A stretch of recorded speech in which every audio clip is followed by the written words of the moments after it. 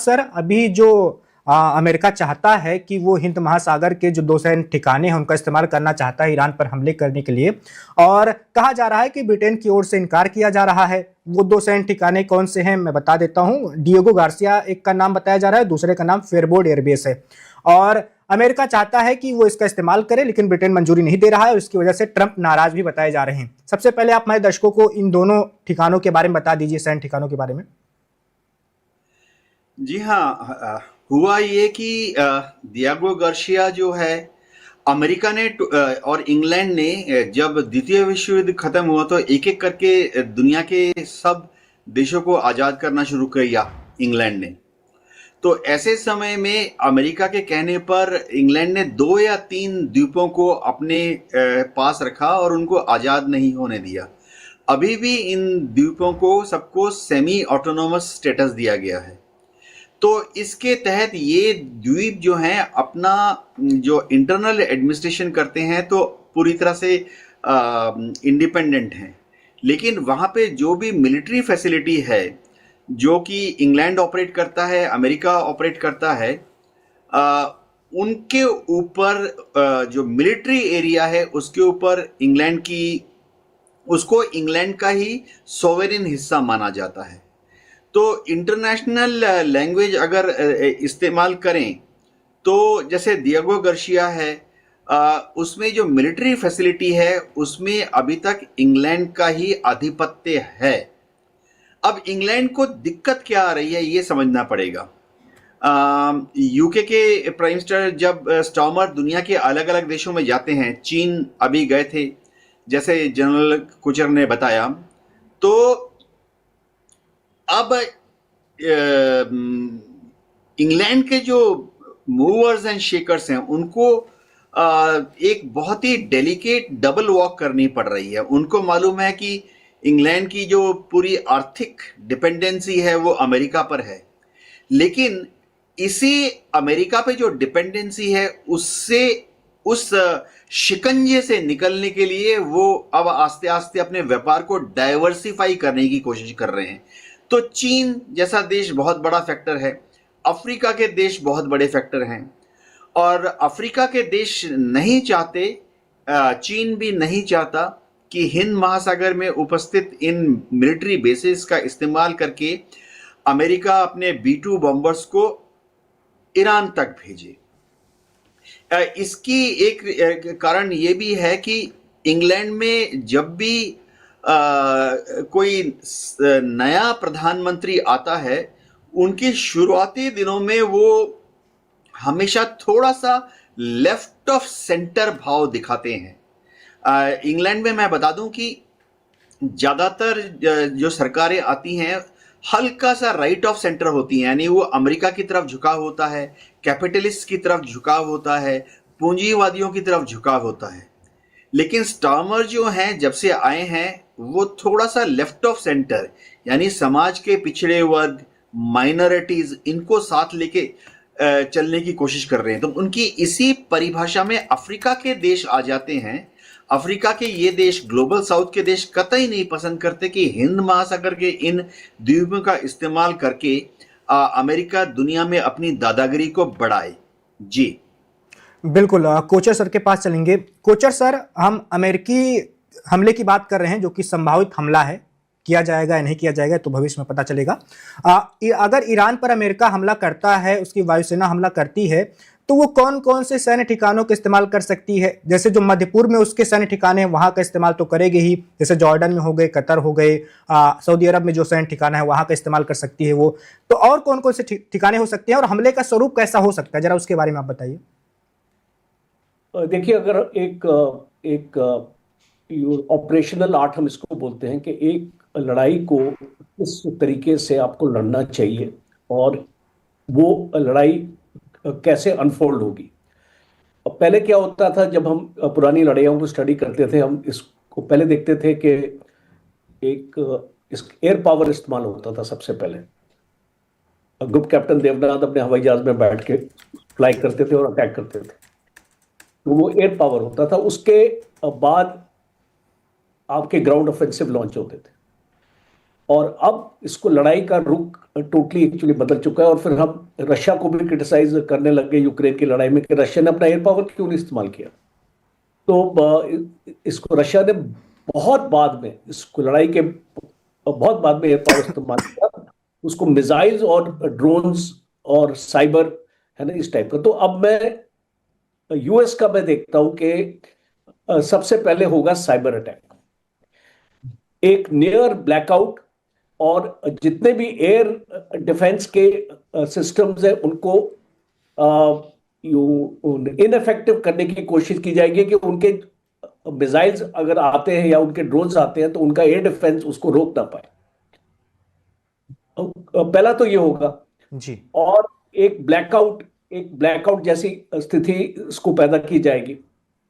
फिर उसके बाद आपका नेक्स्ट फेज होगा, जैसे हम इसको फेज 1 बोलते हैं, नेक्स्ट फेज 2 में आप ये देखेंगे कि ड्रोन्स और मिसाइल्स का इस्तेमाल होगा। और ड्रोन्स कैसे इस्तेमाल होगा कि उसका एक स्वॉर्म ड्रोन टेक्निक या एक स्वॉर्म ड्रोन की स्ट्रेटजी इस्तेमाल होगी। 50-50, 70-70 के ग्रुप में आपके ड्रोन्स अपना भेजे जाएंगे। उससे एक्चुअली क्या होगा, जो एयर डिफेंस सिस्टम फंक्शनल है अब उनको सैचुरेट किया जाएगा, उनको जो है उनके जो इंटरसेप्टर्स है उनको खत्म किया जाएगा कि भाई इनके पास इंटरसेप्टर्स ही ना बचे।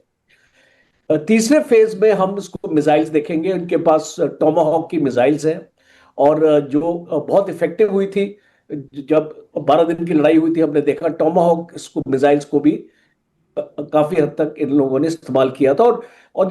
और ये बिल्कुल प्रिसिशन म्यूनिशन है, बिकॉज इनका circular error of probability 3 metre से भी कम है। तो जैसे हम इसको देखेंगे तो ये अपने टारगेट को मिस नहीं करती।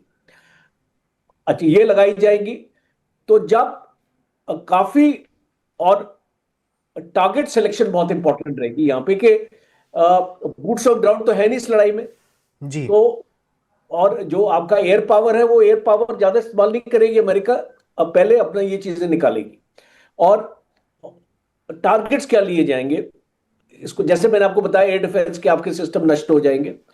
फिर आपके कमांड कंट्रोल सेंटर्स जहां पे इनके हेडक्वार्टर्स हैं, जहां पे इनका जो रेवोल्यूशनरी गार्ड हेडक्वार्टर्स है, बिकॉज आज अगर ईरान टिका हुआ है, ईरान में और उसके लीडर्स टिके हुए हैं, तो वो है आपका रेवोल्यूशनरी गार्ड की ताकत, उनको खत्म करने की कोशिश की जाएगी। दूसरा, इंटेलिजेंस भी साइड बाय साइड अपनी चलती रहेगी और ये कोशिश की जाएगी कि जो इनके लीडर्स है, पॉलिटिकल लीडर्स है, उनको टारगेट किया जाए, पेजेश्कियान को खत्म किया जाए, खुमैनी को खत्म किया जाए, इनका डिफेंस मिनिस्टर को खत्म किया जाए। तो इस टाइप के जब आपके पॉलिटिकल लीडर्स और मिलिट्री कमांडर्स के ऊपर, जैसे रेवोल्यूशनरी गार्ड का मिलिट्री कमांडर को आप खत्म करेंगे, अभी इसका रिसेंटली जब एक स्ट्राइक हुआ था यूएई में, तो खास तौर पे रेवोल्यूशनरी गार्ड का जो एक कमांडर था उसको खत्म किया था। तो इस टाइप का मोसाड और सीआईए दोनों मिलकर काम करेंगे और जितने भी पॉलिटिकल लीडर्स हैं उनको खत्म किया जाएगा, मिलिट्री लीडर्स को। जब आप ये एक्चुअली करते हैं तो आप क्या हासिल करते हैं, आप दुश्मन का मुराल खत्म कर देते हैं, लड़ने की क्षमता आधी हो जाती है। तो इस टाइप के अटैक्स होंगे और लास्ट में सबसे एंड में आपके अपने B-2 और B-52 बॉम्बर्स इस्तेमाल किए जाएंगे, जब उनका पूरा एयर डिफेंस खत्म हो चुका होगा और बॉम्बर्स को कोई भी रोक नहीं सकते, बिकॉज ये बॉम्बर एक बहुत हाई वैल्यू एसेट है और आप इसको एक भी बॉम्बर को अगर उसको ईरान ने नष्ट कर दिया तो एक साइकोलॉजिकल ब्लो होगा इसको अमेरिका के लिए। अमेरिका चाहेगा उनको सबसे लास्ट में यूज करना, और जब आपकी पूरी एयर डिफेंस आपकी खत्म हो चुकी होगी और आपके पास कोई क्षमता नहीं होगी उनके बॉम्बर्स को टारगेट करने के लिए, जैसे कि हमने 12 दिन की लड़ाई में देखा, तो उस टाइप की सिचुएशन में आपको किया जाएगा। और एक इकोनॉमिक ब्लॉकेड, नेवल ब्लॉकेड तो ऑलरेडी है, बिकॉज कोई रीइंफोर्समेंट अंदर आने से पॉसिबल नहीं है। अगर रशिया भी उस टाइम पे रीइंफोर्समेंट भेजना चाहेगा और चाइना भी भेजना चाहेगा तो उसको इंटरडिक्ट कर दिया जाएगा, उसको पॉसिबिलिटी कोचर सर, ईरान के पास जो नौसेना है वो कितनी ताकतवर है? कोई देखे जी, उनके पास स्पीड बोट्स है, ज्यादातर उनके पास डिस्ट्रॉयर्स तो है ही नहीं है खास तौर पे, और उनके पास ये स्पीड बोट्स है। स्पीड बोट्स का मतलब है कि अगर कोई लिमिटेड काइंड ऑफ स्ट्राइक अगर आपको एक ओशन में करनी है, सी में करनी है, रिवर में करनी है, उस टाइप की स्ट्राइक्स, जैसे कि आपने इस कहीं पर भी इसको मूवमेंट को अगर रोकना है, अगर आपके ऊपर अगर कोई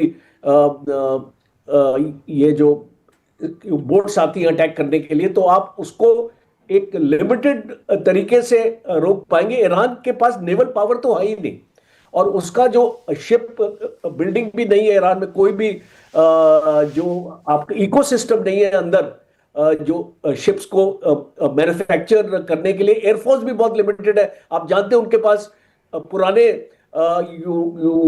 F5 F6 के जो विमान है, जो उस टाइम पे 1979 से पुरानी विंटेज के, जब उस टाइम पे अमेरिका के साथ बहुत अच्छे रिलेशन थे। तो और अभी ईरान के पास सुकोई 30 Mark 1 अल्फा आए हैं, इसको पहले नहीं थे उनके पास, बट अभी इस 12 दिन की लड़ाई से कुछ दिन पहले और उसके बाद में इसको रशिया ने सप्लाई की है। तो ये इसको विमान उनके पास आ चुके हैं, तकरीबन 1 या 1.5 स्क्वाड्रन है, उससे ज्यादा भी नहीं है।